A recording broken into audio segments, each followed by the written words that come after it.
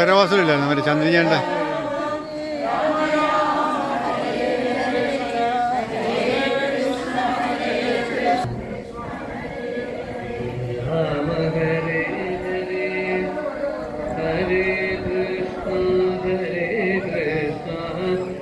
കൃഷ്ണ കൃഷ്ണ ഹരേ ഹരേ കൃഷ്ണ കൃഷ്ണ കൃഷ്ണ ഹരേ ഹരേ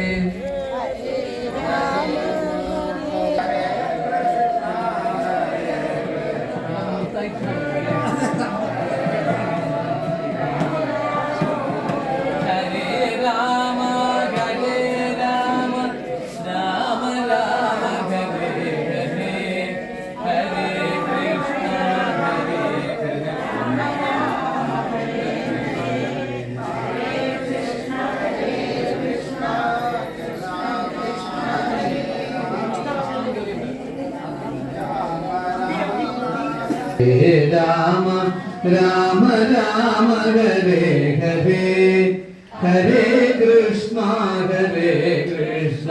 കൃഷ്ണ കൃഷ്ണ ഹരേ ഹരേ ഹരേ രാമ രാമ രാമ ഹരേ ഹരേ ഹരേ കൃഷ്ണ കൃഷ്ണ ഹരേ ഹരേ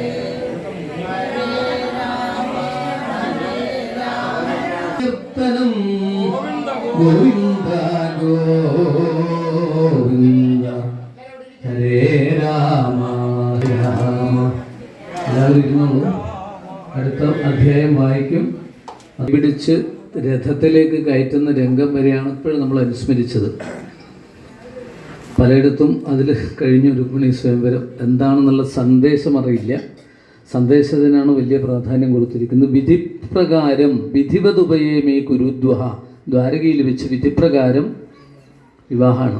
സ്വയംവരം എന്ന് പറഞ്ഞാൽ പഴയ കാലത്ത് രാജാക്കന്മാരുടെ ഒരു സമ്പ്രദായമാണ്. രാജകുമാരന്മാർ രാജകുമാരിമാരൊക്കെ കൂടിയിട്ടുള്ള ഇഷ്ടമുള്ള ആളെ ഭരിക്കുന്ന സമ്പ്രദായം കേട്ടോ സ്വയംവരം. അതും ഇതുമായിട്ട് യാതൊരു ബന്ധവുമില്ല. നമ്മൾ അമ്പലപ്പുഴ ഉണ്ണിക്കണ്ണനെ സ്വയം ഭരിക്കുന്നില്ലേ, എൻ്റെ ഭഗവാൻ എന്ന് പറഞ്ഞിട്ട് ഭരിക്കുന്നില്ല. അതുപോലെ എനിക്ക് ഭഗവാനെ സ്വന്തമായിട്ട് കിട്ടണം ആഗ്രഹമില്ലാത്തവരുണ്ടാവുമോ?